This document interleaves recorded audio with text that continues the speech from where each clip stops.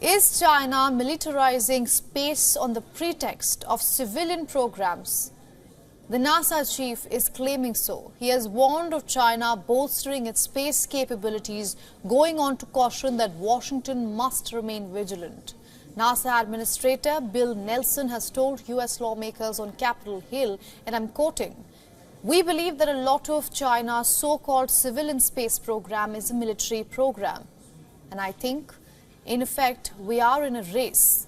He further added China has made extraordinary strides, especially in the last 10 years, but they are very, very secretive.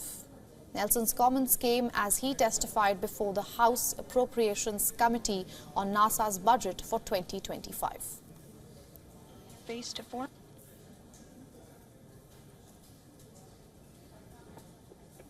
Now, to take this big claim further, we are being joined by Greg Swinson from London. He is a partner at Brigg McAdam. Mr. Swinson, thank you so much for joining us here on WION.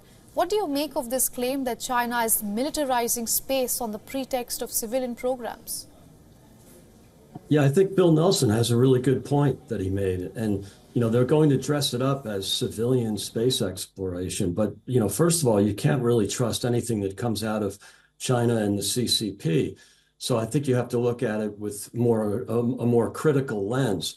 And yes, it looks like we are in a space race. They've done a lot of development, the Chinese, in the last 10 years, as you pointed out. So there is a bit of a space race. We haven't had a so-called Sputnik moment yet, where which refers to the Soviets beating the U.S. to space in the late 1950s with their first spaceship to orbit the Earth. However, the U.S. responded. They really responded to that Sputnik moment and were the first to land on the moon and the first to have a man on the moon in 1969. So, I think ultimately the U.S. won that space race. Are we in another one? Probably yes. If China surprises us with an announcement that they've landed on the moon or they've landed a ship on the moon, that could be a real Sputnik moment. But in the meantime, the U.S. in many ways is falling behind because of the constraints, the budget constraints on NASA currently. Mr. Swinson, everyone keeps referring to the space race, but is the space race really bad? Isn't it actually good for the entire humankind?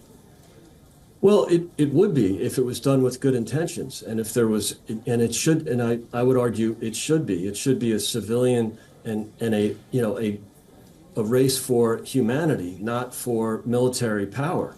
But unfortunately, we can't trust the Chinese, much like we couldn't trust the Russians in the 50s and 60s. So, I think I'd like to have that, rose-colored lens, but unfortunately, the Chinese are expanding. They are an adversary of the West, and I think they have to be treated that way. So they might dress this up as a civilian exploration for now, but that will change, and we're already seeing evidence of that in space. Right, you make a fair point there. For our viewers, Mr. Swinson, please break it down. What does militarization of space actually mean? Well, yeah, I think the most obvious is the ability to execute military missions from satellites. So it's not as much of a race in space, of one satellite being aggressive against another, but it's more the ability of satellites and hypersonic missiles to execute on the ground, on the Earth. Actually, the other big challenge is there could be potentially mineral resources on the moon, which, I know this is hypothetical, but if China were to land on the moon before 2026, when the U.S. Artemis 3 plans on landing, that could be an issue where they stake claim to those minerals. And that, I know that's a little bit far-fetched, but we, again, it's hard to anticipate what they could do. And the other challenge too is the amount of money they're spending on space exploration. I just can't imagine they would do that without military intentions. The United States is in many ways cutting NASA spending because the budget increases have only been 2% the last 2 or 3 years. So, granted, it's $25.4 billion. That's a big number for 2025. But in inflation-adjusted terms, it's actually a cut, a 2% increase when we've had successive years of high inflation, 9%, and in mid-single digits, and currently 3%. That, essentially is a cut. So the NASA has lost $1.4 billion in buying power. All right, Mr. Swenson, thank you so much for getting us all those updates. Thanks for having me.